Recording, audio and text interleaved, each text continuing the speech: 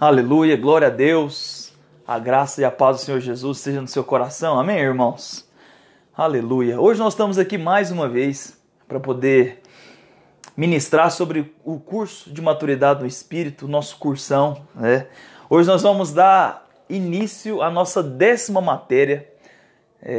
Nós temos essa 10ª e a 11ª matéria. E aí nós iremos finalizar o nosso curso. Previsão é mais 3 semanas de aula, ok? Hoje, semana que vem, na outra e um pedaço da outra. Amém? E aí nós vamos finalizar o nosso curso. Nós teremos uma bela formatura no domingo, no culto de celebração. E hoje nós estamos aqui para ministrar mais uma aula. Eu espero que o Espírito de Deus possa falar com você, você possa ser edificado, abençoado, renovado, fortalecido e cheio do Espírito de Deus. Amém? Glória a Deus. Vamos orar antes de nós iniciarmos a nossa aula. Vamos pedir que o Espírito de Deus possa trazer luz, revelação, discernimento, clareza ao nosso coração da palavra do Senhor. Amém? Espírito de Deus, eu quero colocar essa aula na sua presença, diante do Senhor. Quero pedir que o Senhor traga luz, o Senhor traga clareza, o Senhor traga direção na vida dos meus irmãos, que eles possam ser abençoados, edificados, renovados, fortalecidos. Hoje nós iremos ministrar sobre batalha espiritual, que o Senhor traga clareza, luz, fala aos nossos corações, ó Pai, nessa noite, e abençoa-nos ricamente, que possamos ouvir a Tua voz e sermos tremendamente edificados e abençoados na palavra do Senhor.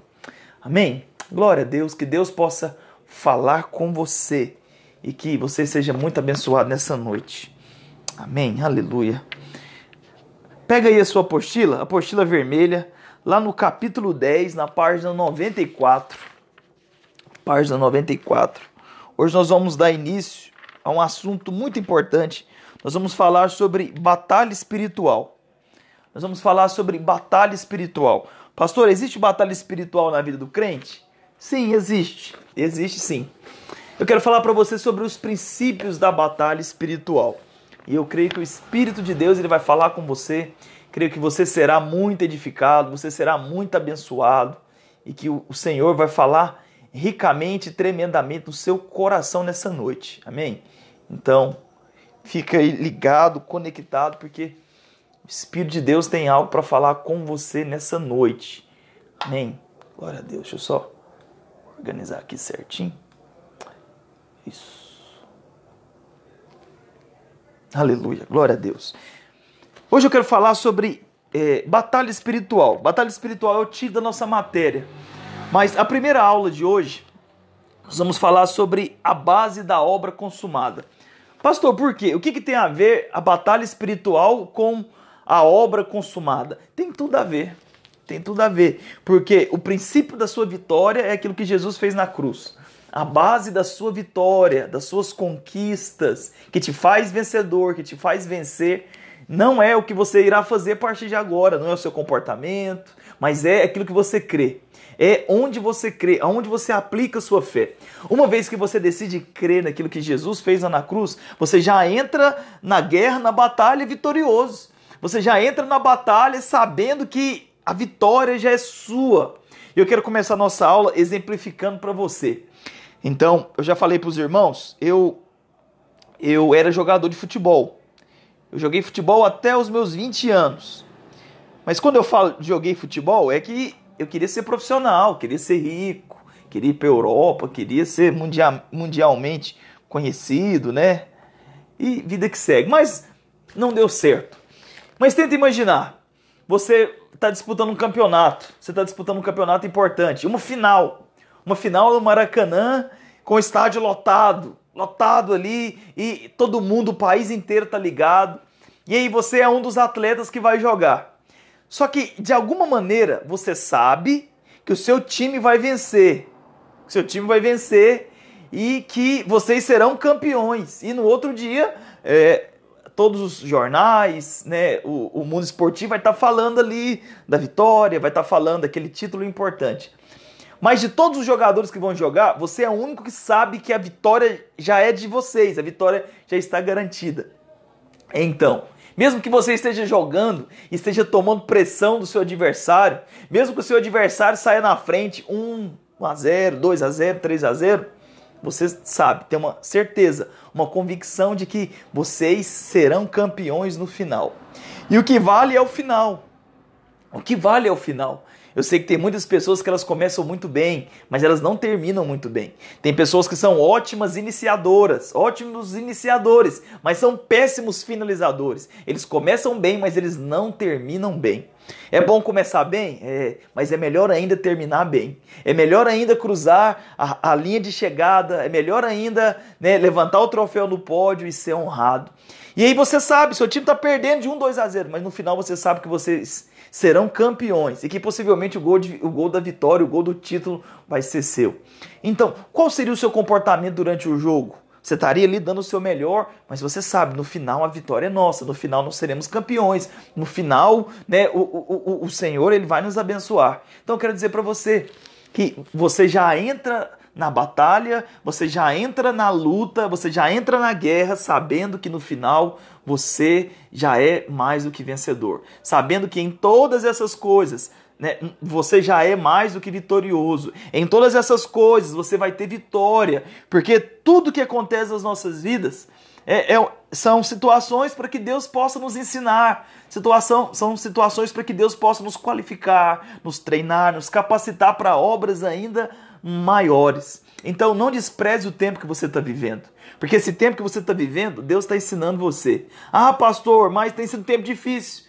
Então faça dessas dificuldades um aprendizado. Ah, mas eu tenho passado por tanta luta. Faça dessas lutas um aprendizado, para que você cresça, para que você amadureça, para que você se qualifique, para que você seja mais cheio do Espírito. E que no meio da tribulação, no meio da luta, você aprenda a ouvir de Deus. No meio da luta, no meio da tribulação, você aprenda a depender de Deus. Que no meio da luta, no meio da tribulação, no meio da escassez, você aprenda a semear, você aprenda a plantar, você aprenda...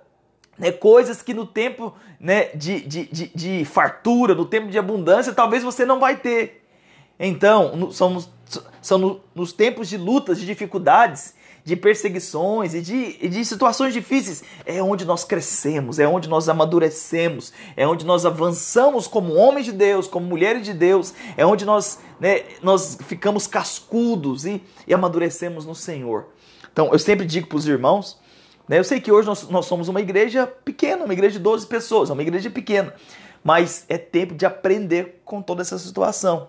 Aprender a ser fiel no pouco, aprender a cuidar bem dos irmãos, aprender a investir nos irmãos. Então, para que você possa ter ideia, 10 minutos antes de começar a aula, eu estava com visita aqui em casa.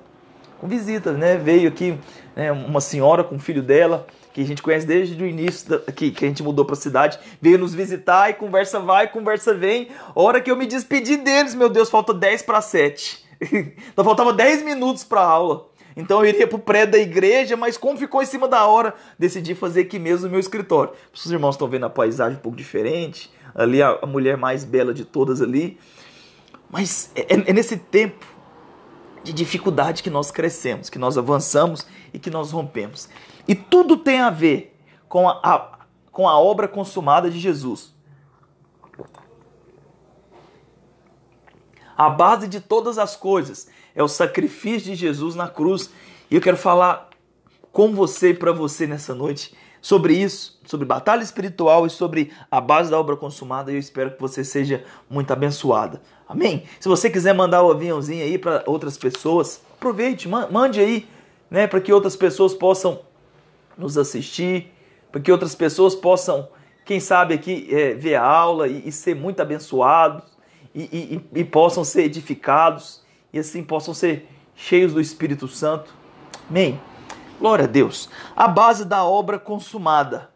Uma base fundamental da nova aliança é entender que somos inseridos em uma obra já consumada. Tudo aquilo que diz respeito à nossa redenção, ou seja, a base de toda batalha espiritual já foi terminada no Calvário, quando o Senhor disse: está consumado. Cristo ele estava na cruz, e aí quando a vida dele estava se expirando, Jesus já estava, né, ali falecendo na cruz, Jesus ele falou algo: está consumado. Que no original, lá no hebraico, no grego, significa tetelestai. Tetelestai significa estar consumado. Ou seja, o que eu tinha para fazer, eu fiz. né? O propósito que eu tinha que cumprir aqui, eu cumpri. O que eu devia fazer, eu fiz.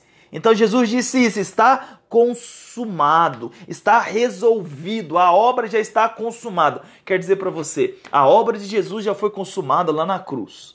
Lá na cruz. Hoje nós somos ministros da sepultura vazia. Nós somos ministros da obra consumada. Nós somos ministros do favor, da nova e da eterna aliança que o Senhor ele fez conosco lá na cruz. Então lá na cruz, quando Cristo disse está consumado, Ele estava liberando sobre mim, sobre você, salvação, cura, libertação, transformação, mudança de vida, novo nascimento. Estava nos dando vida e vida em abundância. Ele estava nos dando saúde, graça, uma vida de vitória, uma vida de conquistas. E você não foi criado para viver uma vida de derrota. Você não foi criado para viver uma vida de escassez, uma vida de miséria, uma vida de falta das coisas, uma vida onde nada dá certo para você. Não, definitivamente, essa não é a vontade de Deus para a sua vida. Eu sei que em algum momento você pode passar por isso, você pode passar por dificuldade, mas é no meio da dificuldade, é no meio da batalha que você conhece os verdadeiros guerreiros, os verdadeiros soldados.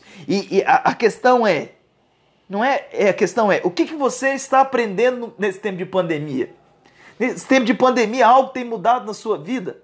Ou você só tem reclamado? Ou da sua boca só sai lamúrias? Da sua boca só sai reclamação? Nada dá certo pra mim, tô desempregado, não tem dinheiro pra pagar cartão de crédito, não tem dinheiro pra abastecer o carro, não tem dinheiro pra fazer compra, nada dá certo. Ah, mas nesse país, esse governo, essa prefeitura e tarará, tarará. Ah, para com essa conversa.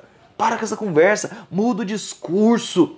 Muda o discurso, tem um discurso de vitória, tem um discurso de vencedor, de alguém que sabe que Cristo está cuidando de você, de alguém que sabe que Deus está trabalhando na sua vida e que é tempo de você crescer, é tempo de você avançar, é tempo de você dar a resposta certa, alinhar a sua vida no propósito eterno de Deus e andar com o Senhor, e andar nele numa vida de vitória.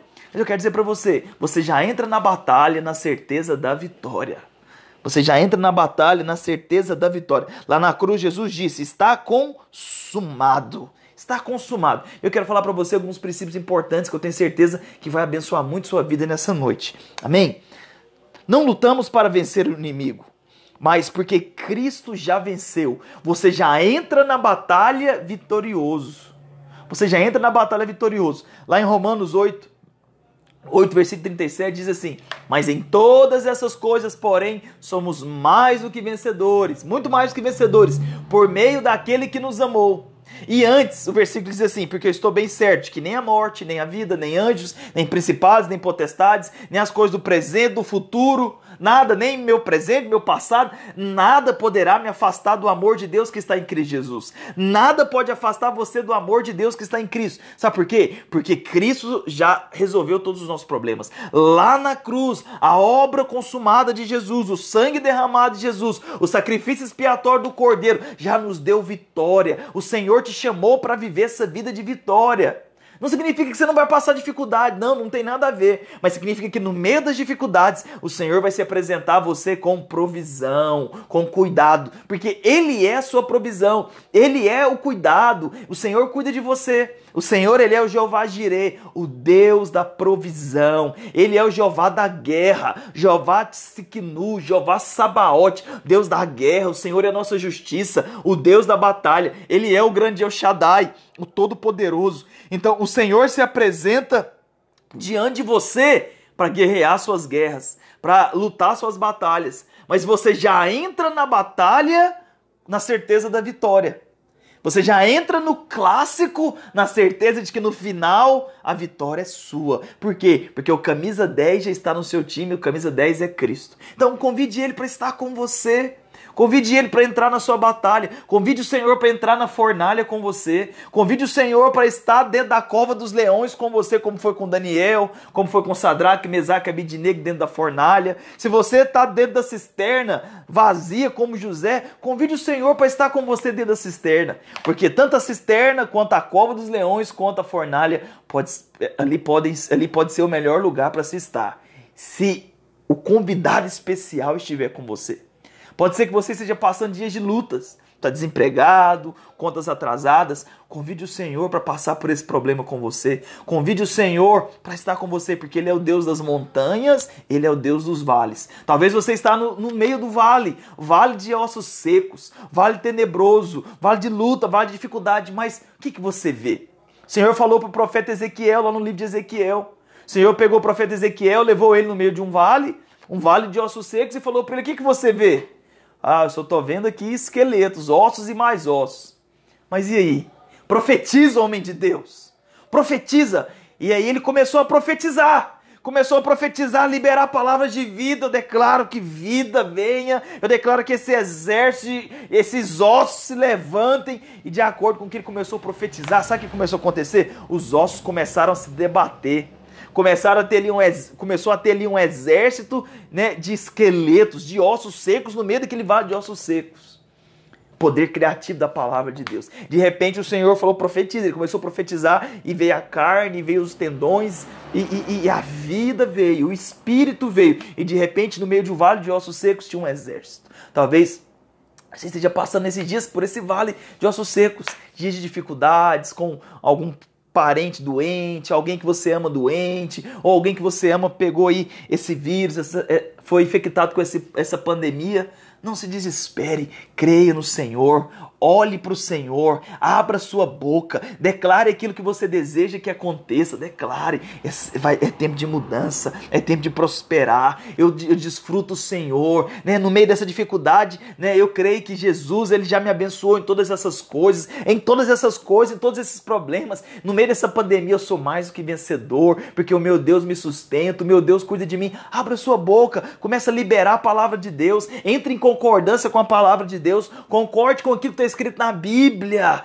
e declare, libere, ao invés de se abater, ao invés de ficar ali, ninguém me ama, ninguém me quer, ninguém olha pra mim, blá blá blá. Para com isso, pela madrugada, isso é conversa de gente que já assumiu a derrota. Nós não assumimos a derrota, sabe por quê? Porque nós já somos mais do que vencedores, porque o nosso Deus, o nosso Cristo, Ele é vitorioso e a vitória dele, Ele entrega em nossas mãos. Nós somos justiça de Deus em Cristo Jesus. Então a base de todas as coisas é a obra consumada de Jesus, é a vitória de Jesus. A vitória de Jesus é a sua vitória. Aquilo que Jesus conquistou na cruz é a sua vitória e Ele te faz mais do que vencedor em todas essas coisas. Então, meu irmão, é tempo de você declarar a obra consumada. É tempo de você declarar aquilo que Jesus fez na cruz por você e declarar também está consumado, porque você já entra nessa batalha na certeza da vitória. Não lutamos para vencer o nosso inimigo, mas porque Cristo já o venceu. Você já entra na batalha na certeza de que você já é mais do que vencedor. Não lutamos para ter vitória, mas estamos na posição da vitória. Hoje você está na posição de vitória. Você pode declarar isso? Olhar para o céu e dizer, eu sou mais do que vencedor. Você está aí na sua casa? Olhe para o céu nesse momento, olhe para o alto. Declare, eu sou mais do que vencedor, todas as coisas. Diga, em todas essas coisas sou mais do que vencedor, porque o meu Deus, Ele está comigo. O meu Deus, Ele luta por mim. E Ele trabalha na minha vida. Nós não lutamos para ter vitória, mas na posição de vitória. Existe uma posição de vitória. Quero falar sobre isso. Amém? A verdadeira batalha espiritual é permanecer na posição da vitória em Cristo. Você não começa a batalha espiritual esperando que o inimigo seja derrotado. Você não começa a batalha espiritual esperando que o inimigo seja derrotado, e sim na posição de vencedor, porque Cristo já triunfou. A jornada não é iniciada por você como um pecador que procura ter uma vida justa e então procura receber a bênção de Deus. Nada disso. Você já começa na posição de justo. Você já é abençoado com toda sorte de bênçãos espirituais. A justiça de Cristo, tenho falado bastante sobre isso, a justiça de Cristo é a sua justiça. A justiça de Cristo, ela é a sua justiça. E em todas essas coisas, você já é mais do que vencedor. Em todas essas coisas você já tem vitória. Em todas essas coisas você já entra na certeza de que o Senhor está por você. Você não entra na batalha com a responsabilidade de você ter que vencer o inimigo. Eu tenho que vencer o inimigo, eu tenho que ter estratégia, eu tenho que usar as armas certas para vencer o inimigo, porque o inimigo é forte. Porque o inimigo não pode ser vencido por nós. O nosso inimigo, ele já foi vencido pelo nosso Deus lá na cruz. Lá na cruz, Cristo, ele já nos deu a vitória. Lá na cruz, pelo sangue derramado, Cristo, ele se tornou o vencedor, o conquistador. E ele estendeu essa vitória a mim e a você. É como se ele pegasse na minha mão, na sua mão, e nos levasse ali para o pódio. E chegasse ali e levantasse a sua mão e dissesse: ele é o vitorioso. Eu estendo a minha vitória, eu estendo o meu título, eu estendo a minha honra a ele. Você sabe, né? Quando você anda com gente importante, você se torna importante. Não é verdade? Você é importante porque você está do lado daquelas pessoas.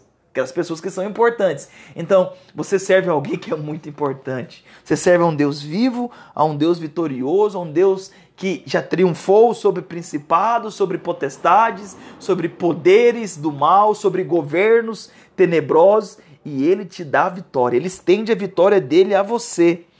Então, nessa batalha espiritual, você não espera que o inimigo seja derrotado. Mas é que você já entra na posição de vitória. Você já entra sabendo o resultado final. Que o Senhor, ele já te deu vitória. Ele te faz muito mais do que vencedor. E é importante que você mude o discurso. É importante que você abandone aquele discurso de derrota. Aquele discurso, né, de tropeço, de fracasso. Irmãos, confesse a vitória. Confesse a vitória. Confesse quem o seu Deus é. Confesse quem você é em Cristo. E você pode viver essa vida muito abençoada em Cristo Jesus. Você já começa na posição de justo. Por que na posição de justo? Eu tenho falado muito sobre isso, tenho dado esse exemplo. Cristo, ele pegou a justiça dele e ele colocou a justiça dele em nós. Nós estamos vestidos da justiça de Cristo. Nós estamos revestidos da justiça de Cristo. Não significa que eu e você, de nós mesmos, nós sejamos justos. Não, ainda há pecado em nós. Nós ainda somos pecadores. Mas a partir de agora, Deus não nos vê mais como pecadores. Por quê? Porque nós nos tornamos filhos de Deus. Pastor, por que isso? Me explica melhor. Vou te explicar. Se Deus olha para você e ele vê pecado, a consequência do pecado é o quê? É a morte. Se Deus olha para você e ele vê pecado, ele vê ainda que você é inimigo dele, ele tem que executar juízo.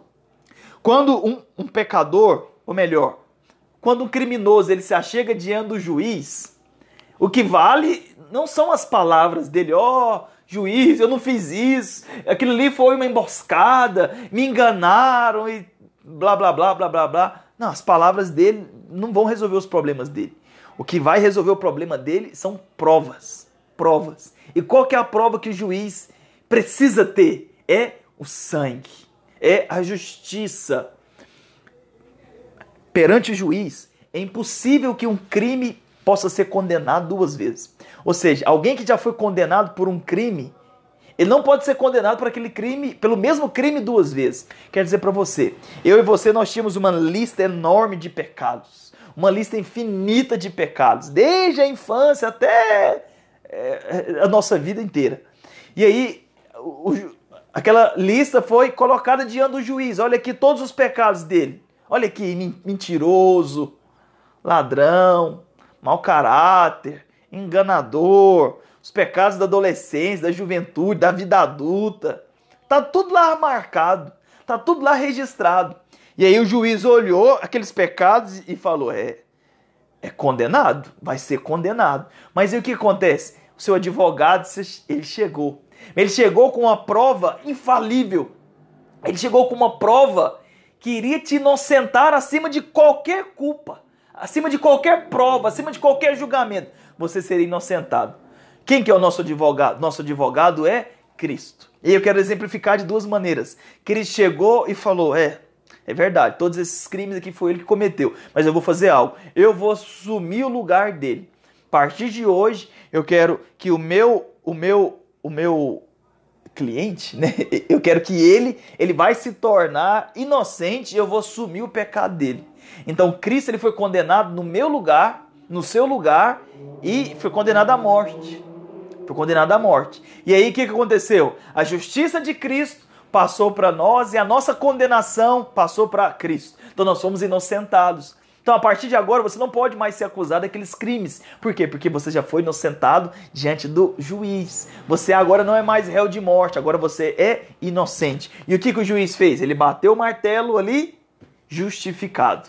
Está liberado, está absolvido de todos aqueles crimes. Porque alguém, um justo, se entregou no seu lugar. Mas o segundo exemplo é que Cristo chegou ali, qual que era o preço para que você pudesse ser inocentado? Era o sangue.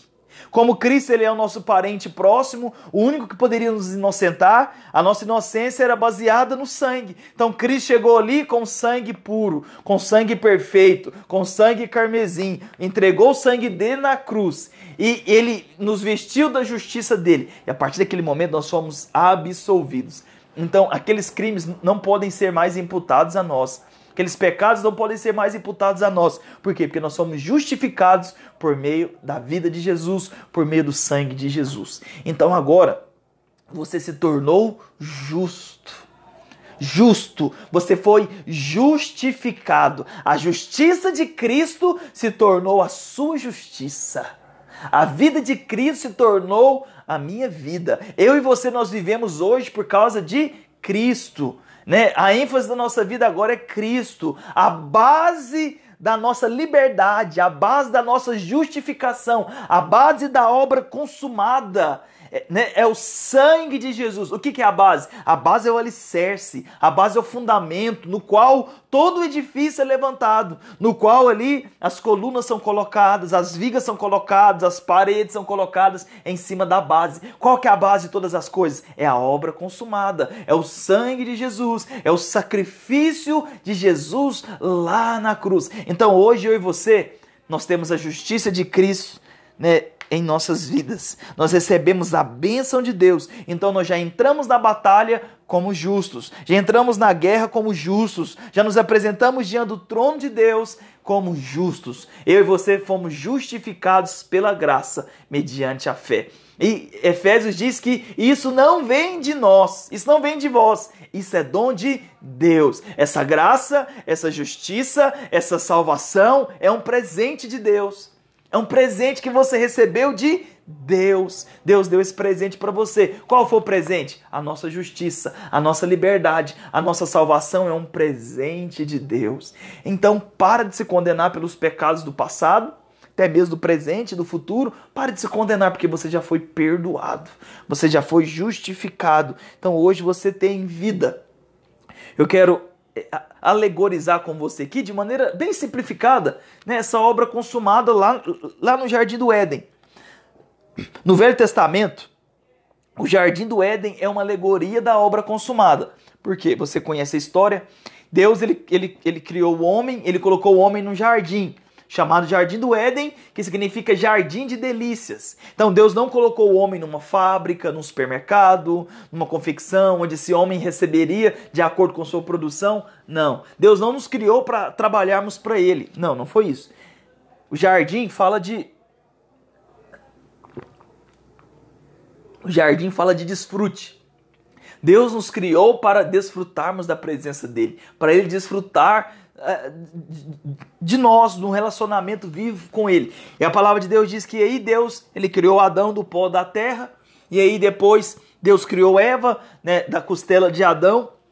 Dizem que aí começou os problemas dos homens, mas não é verdade. As irmãs são uma bênção nas nossas vidas, um presente de Deus.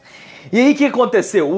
Então estava o homem e a sua esposa no jardim de delícias. E a palavra de Deus diz que todos os dias, na viração do dia, por volta de 17h30, talvez 18 horas, Deus vinha ter com Adão ali no pôr do sol para falar com Adão. Adão deu nome para todos os animais. Você sabia que cachorro se chama cachorro porque Adão colocou o nome de cachorro? Adão olhou para o gato e falou, tem cara de gato, não tem cara de macaco, então é gato. Foi Adão que colocou o nome. Então Deus ele deu autoridade para Adão, como se Deus tivesse dado a escritura da terra para Adão. É tudo seu, né? E aí Adão ele começou a conhecer, desfrutar do que Deus tinha feito para ele. E aí Deus colocou no jardim duas árvores. A árvore da vida, que aponta para Cristo, e tinha ali a árvore, e tinha ali o rio da vida, que aponta para o fluir do Espírito. E ali também havia a árvore do conhecimento do bem e do mal. E Deus falou para Adão, Adão, você não vai comer da árvore do conhecimento do bem e do mal. Está lá em Gênesis, capítulo 1, 2 e 3. Os irmãos podem ler ali no momento em que Deus ele faz toda a criação. E Deus falou para Adão, Adão, de toda a árvore que está no meio do jardim você pode comer à vontade, mas da árvore do conhecimento do bem e do mal você não vai comer, porque do dia que você comer você vai morrer. Deus foi bem claro para Adão, você vai morrer. E aí Adão, Deus passou a ordem para Adão, Adão deveria passar a ordem para a esposa. Mas eu acredito que Adão não passou, talvez com tanta veemência, a ordem para sua esposa. E aí Eva estava passeando pelo jardim, e aí ela estava passeando ali perto da árvore do conhecimento do bem e do mal, e a serpente, o animal mais sagaz de todos, começou a puxar a conversa com Eva, e falou, olha que fruto maravilhoso, se você comer, coisas vão acontecer. Aí Eva falou, olha, Deus falou que não é para eu comer, e nem para eu tocar. Então Deus disse que não era para tocar, Deus disse que não era para comer. Então Eva já estava acrescentando algo àquilo que Deus havia dito. Ele falou que não é para comer, porque se eu comer eu vou morrer. Aí a serpente falou, você acredita que você vai morrer? Você acredita que se você comer esse fruto, e pode ser qualquer fruta, você acredita que se você comer desse fruto você vai morrer? Para com isso. É porque Deus sabe que se você comer você será conhecedor do bem e do mal. E você será como ele, que vai conhecer o bem e o mal. E aí aquilo despertou algo em Eva. Você sabe, quando você atiça a curiosidade de uma mulher, enquanto você não fala para ela, ela fica louca, fica desesperada. Mulher sim, mulher é um ser curioso. Não é verdade? Mulher é um ser curioso. E a serpente conseguiu despertar aquela curiosidade em Eva. E aí ela olhou para a árvore diferente. Quando ela olhou para a árvore, parecia desejosa, agradável, que daria entendimento, que acrescentaria algo para ela. E ela começou a pensar, por que eu não posso comer? Por que Deus está querendo, não quer que eu coma? Será que ele está escondendo algo de mim? Satanás gerou uma dúvida na cabeça da serpente. Agora a mulher ficou numa encruzilhada. Eu acredito na palavra de Deus, eu acredito na palavra da serpente. Você percebe? Vamos supor que você tem uma enfermidade, uma dor de cabeça, um problema, uma situação de saúde, problema financeiro. A palavra de Deus diz que você é curado. A palavra de Deus já diz que você é próspero, que você é abençoado em todas essas coisas. Diz que você é nova criatura. Diz que você pode todas as coisas naquele que te fortalece, que maior é aquele que está em você do que aquele que está no mundo. O Senhor diz no Salmo 23 que ele é o seu pastor e nada vai te faltar. Lá no Salmo 1 diz que você é como árvore plantada junto às correntes de água, que no devido tempo você dá o seu fruto, a sua folhagem não murcha, tudo quanto você faz você será bem sucedido. Salmo 91 diz, aquele que habita no esconderijo do Altíssimo e descansa à sombra do Onipotente. O Senhor ordena aos seus anjos para que te guarde e acampa ao seu derredor para te proteger. Então você tem toda a palavra de Deus diante de você, que diz que você é vencedor, que diz que você é vitorioso, que diz que você é abençoado. Mas aí você olha para o lado, você vê a situação difícil, a dificuldade, a luta, o problema financeiro e o diabo dizendo, você é derrotado. Nada dá certo para você, todo mundo prospera menos você, todo mundo avança menos você, todo mundo consegue as coisas menos você, você vai morrer com essa enfermidade. Cadê o seu Deus hora dessa? Seu Deus deve estar cuidando do fulano, do ciclano, mas esqueceu de você. Então, você fica naquela mesma encruzilhada de Eva. Ou você acredita na palavra de Deus, ou você acredita na palavra da serpente. Amém? E aí, em quem que você acredita? Na palavra de Deus ou você acredita nas circunstâncias, naquilo que você está vendo? Eva preferiu acreditar na serpente, preferiu duvidar da palavra de Deus. E esse primeiro pecado não foi a rebelião, esse primeiro pecado foi a incredulidade, foi a dúvida. O que o homem fez, o homem com sua mulher? Eles chamaram Deus de mentiroso. Chamaram Deus de mentiroso. Quando nós duvidamos das promessas de Deus a nosso respeito, nós estamos chamando Deus de mentiroso. Quando Deus diz que nós somos curados, sarados, e aí você fala, como que eu sou curado e sarado se eu estou passando por essa enfermidade? Deus diz que nós somos prósperos, bem-aventurados em todas as coisas, como árvores plantadas junto às correntes de água. Mas você fala, mas eu estou desempregado, essa pandemia acabou com a minha empresa. Então você está duvidando da palavra de Deus. Então, que o homem, as circunstâncias que tudo ao seu redor seja mentiroso, mas que a palavra de Deus seja verdadeira. Esses são dias onde você precisa se agarrar na palavra de Deus. E aí eles preferiram comer da árvore do conhecimento do bem e do mal. E aí primeiro eles duvidaram, depois eles se rebelaram, e aí Deus os expulsou Deus os expulsou do jardim do Éden, do jardim de delícias. Essa foi a maior tragédia da vida do homem, é perder acesso à presença de Deus. O homem perdeu acesso à presença gloriosa de Deus. Quero dizer para você, a dúvida, a incredulidade geram problemas enormes em nossas vidas. Nós não podemos duvidar da palavra de Deus. Existe um Deus amoroso que zela por nós, que nos abençoa, que nos sustenta, que nos guarda. Então você precisa confiar na palavra de Deus. Você precisa cultivar essa palavra de Deus no seu coração. E aí algo interessante, caminhando aqui na matéria, é que o que aconteceu? Deus ele deu uma ordem para Adão. Abra sua Bíblia, deixa eu abrir aqui. Lá em Gênesis capítulo 1, lá nos primeiros versículos, eu quero ler algo com você, um versículo interessante, eu quero falar sobre isso. Gênesis capítulo 1. Pastor, onde que está Gênesis? Primeiro livro da Bíblia. Primeiro livro da Bíblia, lá no comecinho. Gênesis capítulo 2. Capítulo 2. Deixa eu achar aqui.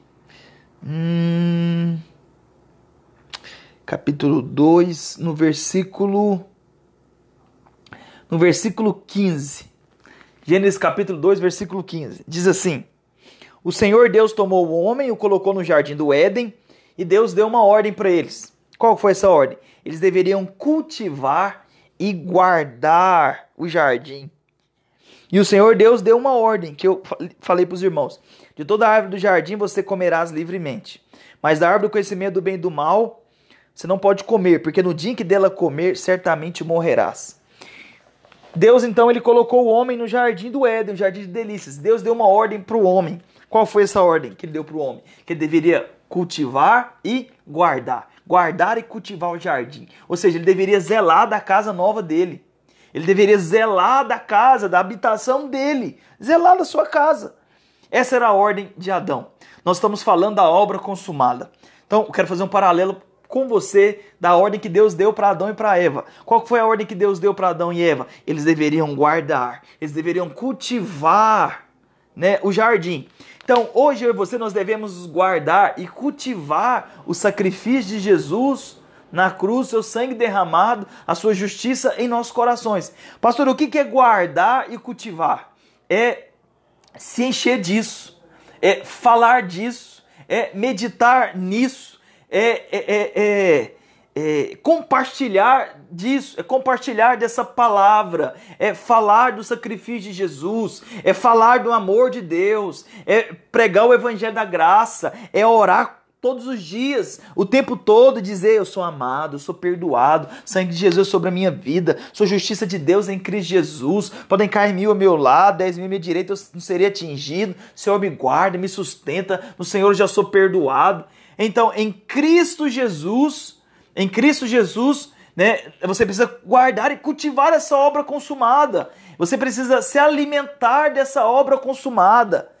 Você precisa fazer com que esses valores celestiais do sangue de Jesus, a justiça de Cristo, que sejam consumados na sua vida, que ganhem poder, que ganhem forma em você. Você precisa falar, pregar, anunciar, orar a palavra de Deus, declarar que seus pecados são perdoados, declarar que você é lavado pelo sangue de Jesus, declarar que em todas essas coisas você é mais do que vencedor. Então, quando o inimigo levantar, declarar: você está debaixo dos meus pés, porque o sangue foi derramado na cruz e eu tenho vitória pelo sangue de Jesus. Então, em tudo você pode colocar o sangue de Jesus, a justiça de Deus, de Cristo na sua vida. Então, o que é isso? Isso é guardar, isso é zelar, isso é cultivar a obra consumada. Quanto mais você fala, mais poder de Deus você ganha. Quanto mais você confessa o que Jesus fez na cruz por você, mais vida de Deus, mais unção de Deus você recebe na sua vida. Mas qual que é o nosso problema muitas vezes? É que nós preferimos reclamar. Reclamar é muito mais fácil. Reclamar é muito mais fácil do que do que declarar o que Jesus fez. Eu quero dar um exemplo para você aqui. Ontem inaugurou uma loja aqui na cidade, inaugurou uma loja da Havan, né, e gerou 150 empregos. Uma loja grande, bonita. E aí eu estava assistindo a live, e aí depois o dono da loja foi num restaurante para poder comer, levou ali certas pessoas importantes, né, prefeito e tudo mais, levou ali para poder comer no restaurante. E aí o que pessoas foram falar? No tempo de pandemia, tá tudo fechado, né, a prefeita e o dono da loja foram comer num restaurante escondido e começaram a criticar. Então, olha só para você ver. Um empresário abriu uma loja, gerou 150 empregos na cidade. 150 famílias agora vão ter comida em casa, vão ter emprego, a vida vai melhorar. E mesmo assim tem pessoas que estão preocupadas onde que o pessoal foi almoçar depois da inauguração da loja. Então você sabe o que é isso? Isso, nesse caso, é desvalorizar toda a obra que foi feita, os empregos que foram gerados para poder criticar os erros. Quero dizer para você, olha aqui, qual que é a relação que eu quero fazer? É que os problemas você sempre vai ter. Você sempre vai ter problema. Você sempre vai ter dificuldade. A nossa vida é assim, aparece um problema, você resolve, quando você resolve, aparece outro. Aí você vai, resolve, aparece mais dois. Aí você vai, resolve os dois, aparece mais dois, três. E aí o que você consertou, daqui a pouco estraga, você vai resolver de novo. A vida é assim. A vida é assim. Agora você vai ficar ali preso, amarrado nos problemas, ou você vai viver sua vida? Viva sua vida e declare, sou abençoado. Declare, o Senhor cuida de mim. Então, meu irmão, valorize a obra consumada. Não foque nos problemas. Não foque nas lutas. Foque no que Jesus fez na cruz. Mantenha os seus olhos no Senhor, mantenha os seus olhos no Filho. Louve a Deus pelo que Deus tem feito na sua vida. Para de reclamar dos problemas, das circunstâncias, das lutas, porque elas sempre vão existir. Sempre vão existir. E olhe para o Senhor, olhe para aquilo que Deus tem feito. Você precisa guardar, você precisa cultivar a obra de Cristo na cruz. Você precisa zelar da obra de Jesus. O tempo todo você precisa falar do Evangelho, e falar do perdão, e falar do amor, e falar da graça, e falar do que Deus tem feito na sua vida, e o que Deus vai fazer, e falar do amor de Deus, porque os problemas sempre vão existir. Mas não é todo lugar que tem homens e mulheres cheios do Espírito Santo para poder falar da palavra, para poder ministrar a palavra. Mas eu e você, nós somos chamados, nós somos designados para falar do Senhor, para declarar do Senhor, para cultivar a obra consumada da cruz, aquilo que Jesus ele fez lá na cruz. Eu e você, nós não fomos chamados para terminar a obra consumada, mas nós somos chamados para guardá-la. Guardá-la. Então você não tem que olhar para si, você tem que olhar para Jesus. Você não tem que olhar simplesmente para os problemas, você tem que olhar para Jesus. Você não tem que olhar para as dificuldades, simplesmente focar na pandemia, simplesmente focar nas lamúrias, nas reclamações. Não, é tempo de declarar, é tempo de abrir a boca e declarar o que Deus tem feito. É tempo de abrir a boca e declarar que a prosperidade está na sua casa, a bênção de Deus está na sua casa, que a sua casa é abençoada, tudo que você faz, você é abençoado, porque o sangue foi derramado por você lá na cruz. O alvo do diabo é fazer com que você saia da posição da obra consumada, assim como era o seu objetivo que o homem saísse do Éden. O alvo de Satanás era tirar o homem do Éden, era tirar o homem da presença de Deus, da comunhão de Deus. Não mudou. Satanás, ele quer tirar você da comunhão com Deus. Ele quer que você desvalorize o que Jesus fez na cruz. Ele quer que você saia, do jardim. Você saindo do jardim, você não guarda, você não cultiva, você não zela, você não tem favor de Deus. Então você percebe? Uma coisa está ligada à outra. Satanás, ele quer te distrair com as coisas dessa vida. Mas o conselho que eu dou para você é: olhe para o Filho. Olhe para Jesus, olhe para a justiça de Deus em Cristo, olhe para o sangue derramado, cultive essa obra no seu coração, valorize o que Jesus fez na sua vida, valorize, engrandeça o que Jesus fez na cruz. E como que Satanás fez para tirar o homem do jardim do Éden? Ele tentou o homem a se tornar o que ele já era. Ele tentou o homem a se tornar o que ele já era. Adão, ele tinha uma riqueza, mas Satanás tirou os olhos dele daquela riqueza e levou ele a olhar para outros lugares, e ele se perdeu. E quando o homem se perde, ele peca, ele apronta. O homem já era imagem e semelhança de Deus, mas o diabo o enganou dizendo que se ele comesse do fruto, ele o tornaria como Deus. Hoje o inimigo usa a mesma estratégia. Você já é justo, mas ele tenta convencê-lo de que você tem que fazer algo para se tornar justo. Essa é a estratégia do diabo. Ele quer que você duvide quem você é ou que você já é, para que você tente se tornar ser o que você já é. É mais ou menos assim, é um homem que olha no espelho e fica dizendo: eu sou homem, minha voz é de homem, eu tenho que falar como homem, eu sou homem. Não, você tem que provar para ninguém que você é homem, você é homem, apenas viva de acordo com o que você é. Então o homem já era imagem e semelhança de Deus, ele já era parecido com Deus, mas Satanás ele tirou os olhos do homem, né, da árvore da vida e fez o homem olhar para outro lado, e assim o homem perdeu o foco. Ele já era justo, mas ele estava tentando ser justo. Ele quer que você duvide de quem você é, para que você tente se tornar, né, ser quem você já é. Quando nós agimos dessa forma, nós desprezamos a obra consumada e aí nós decaímos da graça.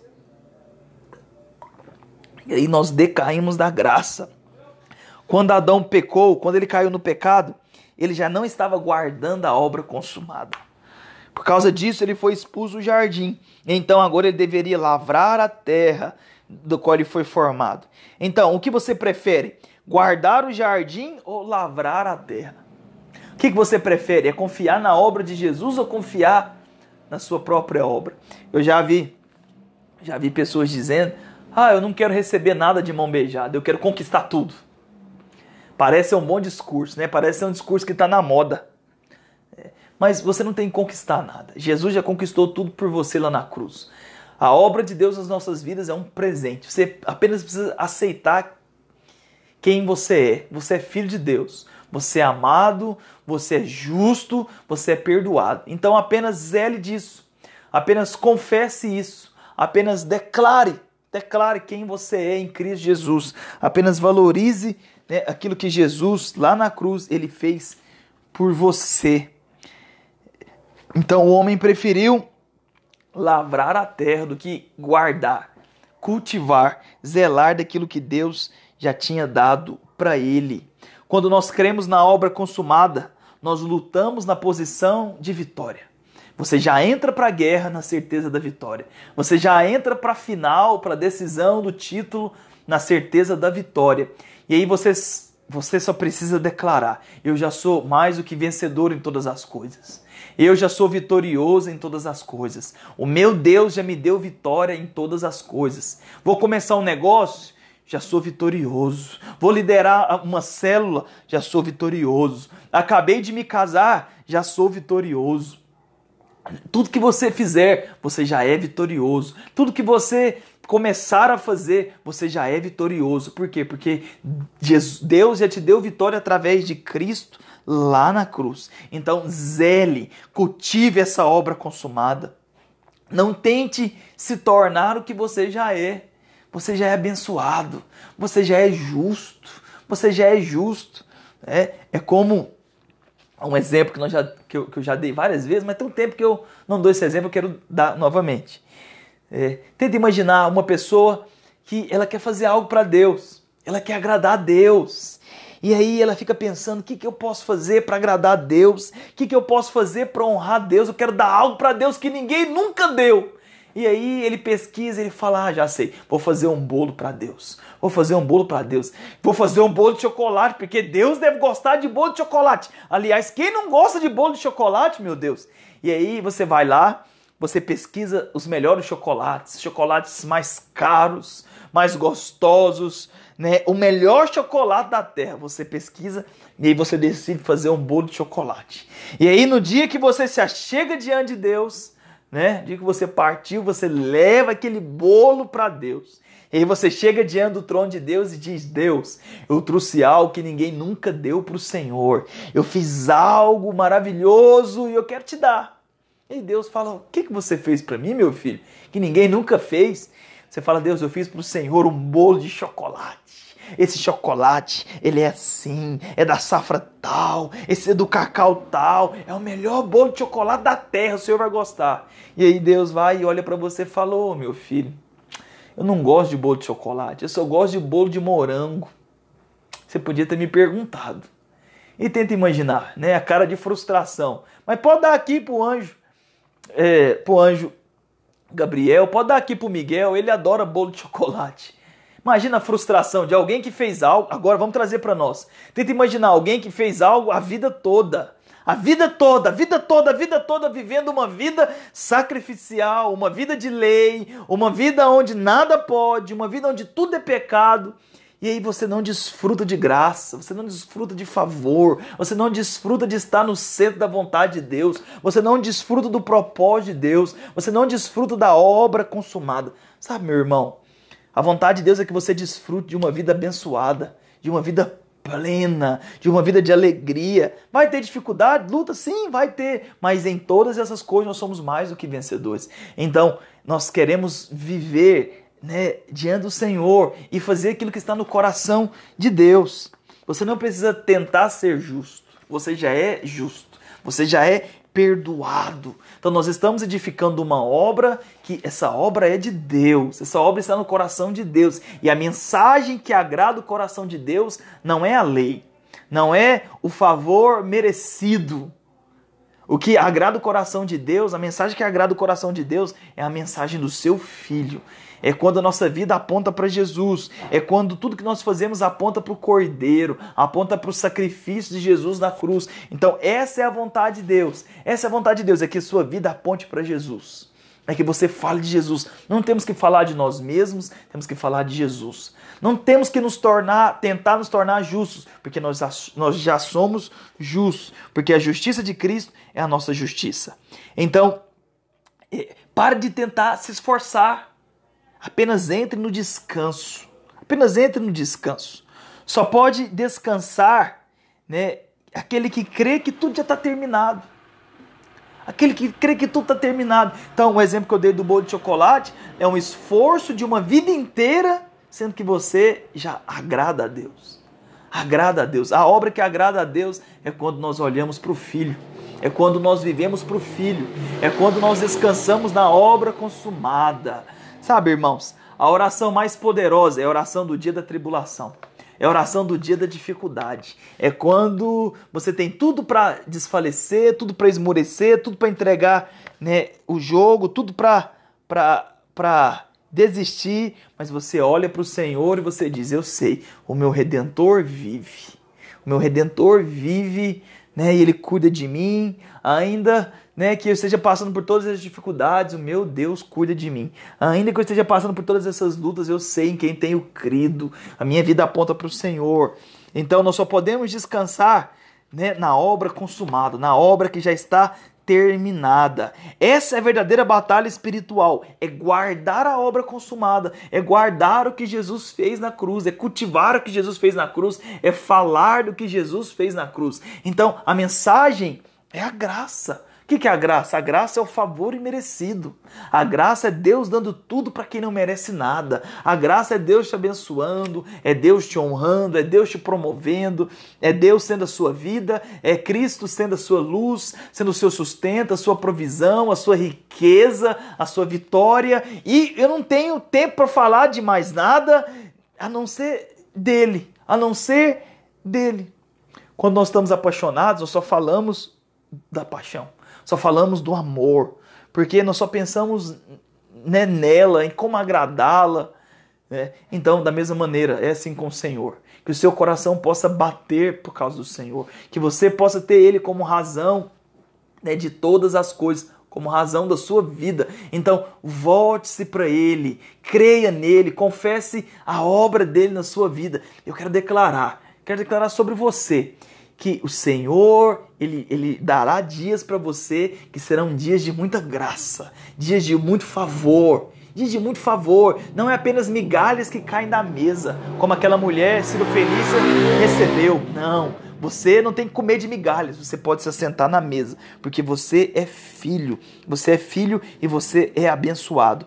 Então você precisa Então, eu quero declarar que você vai desfrutar de um tempo de bênção, um tempo de favor na sua casa, no seu casamento, no relacionamento com seus filhos, um tempo de prosperidade na sua vida financeira, porque eu creio, né, que depois dessa luta, toda essa pandemia, o Senhor está nos dando um tempo de refrigério, um tempo de descanso na presença dEle. Amém? Então creia que você é nova criação. Tudo que diz respeito a Cristo, agora diz respeito a você também. Como Ele é, nós somos nesse mundo. Você pode dizer isso comigo? Diga assim, como Cristo é, eu sou nesse mundo. Aleluia. A nossa fé, irmãos, ela se expressa na semeadura. Uma vez que você está cheio de fé, você semeia. Semeia graça, semeia favor, semeia, né, perdão. Quem foi perdoado, perdoa. Quem sabe que é amado, ele ama. Quem sabe que recebeu sem merecer, ele simplesmente ama, perdoa e ele abençoa. Por quê? Porque a nossa fé se expressa na semeadura. Não é só dizimar e ofertar, porque isso também faz parte, dizimar e ofertar na casa de Deus, e semear para colher na casa do Senhor. Mas hoje você pode receber de Deus. Você tem recebido de Deus, então semeie esperando uma grande colheita. Você não é mais pecador, agora você é filho. Sua posição antes era de pecador, mas agora você é filho. Hoje, Deus não é apenas Deus para nós, mas Ele é o nosso Pai. Não somos mais pecadores diante dEle, nós somos os seus filhos amados. Somos seus filhos amados, mas há um grande descanso quando nós oramos a partir, né, daquilo que nós já temos em Cristo. Então, já ore, né, na posição de vitória. Cristo já venceu, então essa é a nossa posição. É dessa maneira que eu enfrento o meu inimigo, sabendo que eu já sou vitorioso em todas as coisas.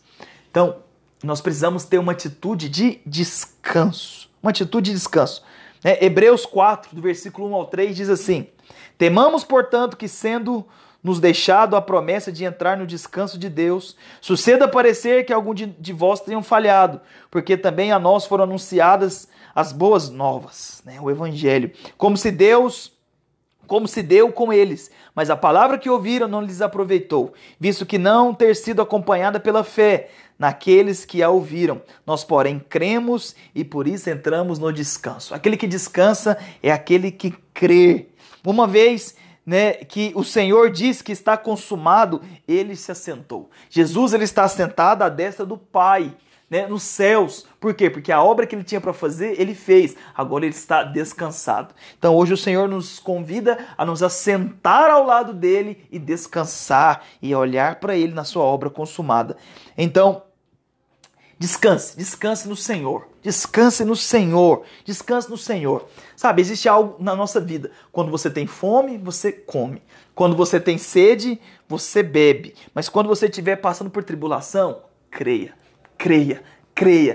Confesse, né, que você é abençoado no Senhor. Você é abençoado em todas as coisas em Cristo Jesus. Hoje, irmãos, nós não vivemos na lei. Hoje nós vivemos, né, baseado na obra consumada de Jesus. Hoje nós temos vitória por causa do sangue de Jesus. A lei é baseada no que nós fazemos, né, na obediência do homem, mas a fé se expressa pelo falar. Então hoje é dia de você falar, de você confessar, de você tomar posse das bênçãos do Senhor na sua vida. Quero ler um texto com você, Efésios capítulo 2, versículo 26. Tem aqui 1 minuto para poder finalizar a aula. Efésios 2, 6 diz assim: e juntamente com ele ressuscitou e nos fez assentar nos lugares celestiais em Cristo Jesus. Eu e você, nós estamos assentados nas regiões celestiais com Cristo Jesus. Nós somos reis e sacerdotes. Reis estão assentados no trono, então eles apenas ordenam, e aí as coisas acontecem. Você é rei, apenas ordene da posição que você está assentado com Cristo nas regiões celestiais, e as coisas vão acontecer na sua vida. Por quê? Porque você tem a autoridade. 1 Coríntios capítulo 15, versículo 25 e 26, porque convém que ele reine até que haja posto todos os seus inimigos debaixo dos seus pés. O último inimigo a ser destruído é a morte. Hoje você tem autoridade de Deus em Cristo para pisar na cabeça de serpentes e escorpiões, para pisar na cabeça de toda a obra do diabo, e nada, absolutamente nada, te causará dano. Então decida crer, decida viver debaixo da bênção, da obra consumada do Senhor. Quero declarar tempo de bênção e de favor na vida de cada um dos irmãos. Estou ficando por aqui. Deus abençoe você em nome de Jesus.